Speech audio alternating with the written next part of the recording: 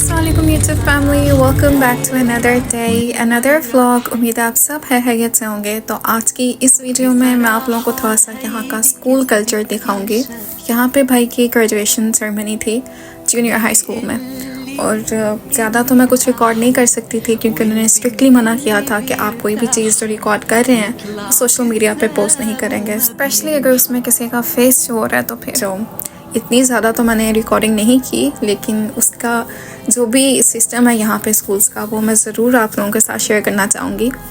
यहाँ पे स्कूल्स में ग्रेजुएशन सेरेमनी हो, यहाँ पे कोई भी इस तरह की सेरेमनी हो, सबसे पहले तो नेशनल एंथम ऑब्वियसली वो बोला जाता है, लेकिन जो डिफरेंट चीज़ है वो ये है कि यहाँ पे हर स्कूल का एक अपना सेपरेट सॉन्ग होता है। ये चीज़ यहाँ पे मस्ट होती है।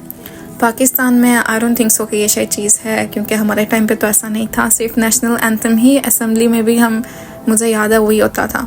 तो स्कूल सॉन्ग भी एक होता है जो मस्त बोलते हैं। एक और बहुत ही यूनिक चीज़ अगर मैं इनके बारे में शेयर करूं तो ये है कि यहाँ का जो स्कूल यूनिफॉर्म है जूनियर हाई स्कूल का, इट्स ऑलमोस्ट द सेम पूरे जापान में। यही है, black pant coat for boys.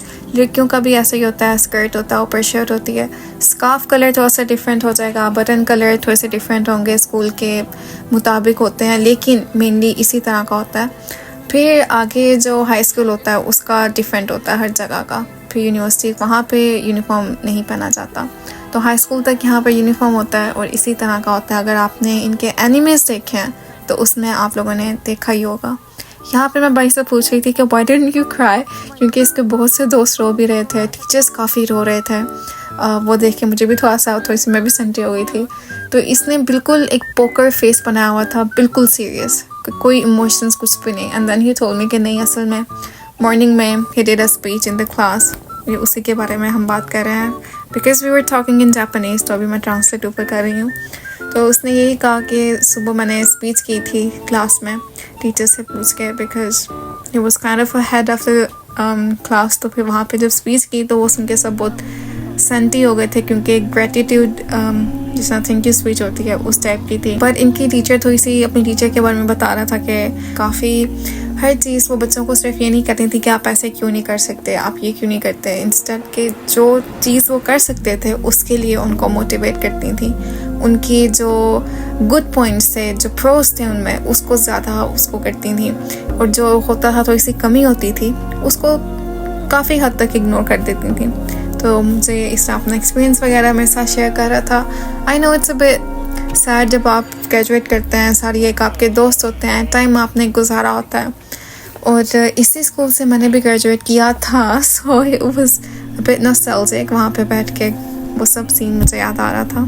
सो या दैट इज़ लाइफ। आप आगे आगे अपनी लाइफ में जाते जाते हैं। But he is excited about high school. तो देखते हैं आगे भी क्या होगा। वो भी एक व्लॉग है, वो भी मैं बहुत जल्द शेयर करूँगी। तो सबसे पहले तो अगर अभी तक आपने इस चैनल को सब्सक्राइब नहीं किया then do subscribe to my channel. और जापान से रिलेटेड अगर आप कोई भी चीज़ जानना चाहते हैं then do let me know in the comment section below. I will try my best कि राइट इन्फॉर्मेशन ही आप लोगों के साथ शेयर करूँ। तो खैर, यहाँ पे घर जाने के बाद ये रमज़ान की वीडियो है basically. I know it's a bit late. तो यहाँ पे कुछ देर बाद इन सब फ्रेंड्स का प्लान था to have a get together और फिर लंच इकट्ठे करने का, लेकिन रमज़ान था तो फिर भाई साहब थोड़ी देर के लिए उनसे मिलने के लिए गया था। तो आई थॉट कि क्यों ना घर पे कुछ मज़े का थिंग्स दैट ही लाइक्स वो मैं बनाती हूँ, थोड़ा सा छोटा सा एक सरप्राइज़ देती हूँ। So I prepared his favourite meals. तो वो भी सारी वीडियो आगे है। So I hope you enjoy watching the rest of the video as well. Pasta तैयार हो गया, इसके ऊपर बस मोज़रेला चीज़। तो ये जो वीडियोस हैं पास्ता की और इससे आगे वाली जो वीडियोस हैं ये ग्रेजुएशन डे के नेक्स्ट डे की वीडियोस हैं। तो उस दिन भाई की स्पेशल फरमाइश पे खाना बना था, तो फिर नेक्स्ट डे मैंने सोचा चलो ठीक है, अब आज मैं कुछ स्पेशल डिफरेंट सा करती हूँ to give him a surprise. So this is the pasta that he loves and it's ready. इसको हल्का सा मैंने मेल्ट किया है। इसको मेल्ट करने की ज़रूरत वैसे नहीं होती, आप ऐसे भी खा सकते हैं, क्योंकि पास्ता वैसे ही गर्म होता है, तो आप जब उसको मिक्स करते हैं तो अपने आप मेल्ट हो जाती है।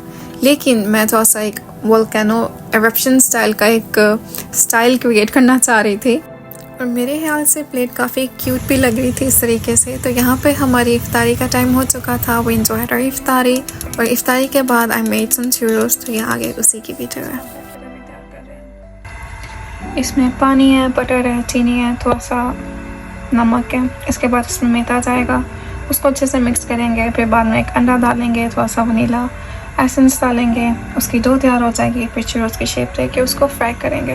देखने में रेसिपी बहुत इजी लग रही थी, but the only difficult part is कि इसे जो अगर इसमें लम्स बन जाएँ तो फिर आपको इस तरह बेहतर ये है कि आप सीव में डाल के उसे अच्छे से जो है ना कर लें, क्योंकि फिर उसमें से जो लम्स होंगे वो डिज़ोल्व हो जाएंगे। तो इसमें थोड़ा सा लगा और मेरे हाथ यहाँ पे इसे अच्छे से मिक्स करने के बाद this is how it should look. बहुत ही क्रीमी सा ये मिक्सचर बन जाएगा। पाइपिंग बैग में डाल के आप आराम से इसको फिर शेप दे के फ्राई कर सकते हैं। एक चीज़ का आपने ध्यान रखना है, अगर आप ये बना रहे हैं तो बिल्कुल लो फ्लेम पे बनाना है। उससे ये होगा कि ये अंदर से भी बनेंगे, लेकिन अगर आप इसे मीडियम से हाई फ्लेम पे बनाते हैं तो बाहर तो कलर आ जाएगा, अंदर से ये कच्चे रह जाएंगे।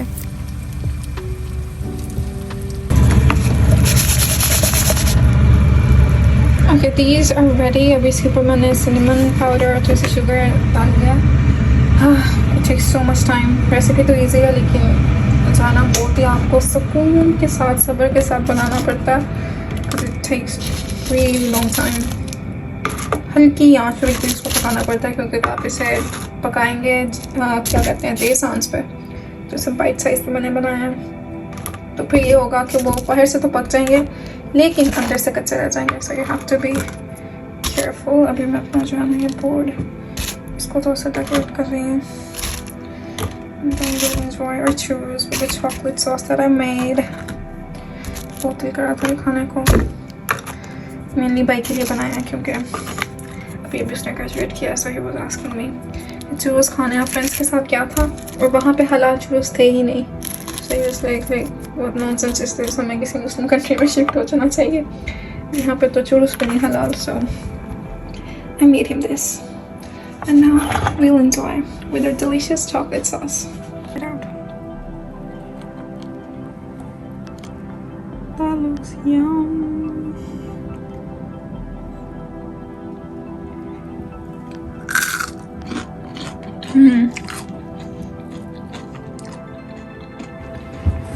It's good।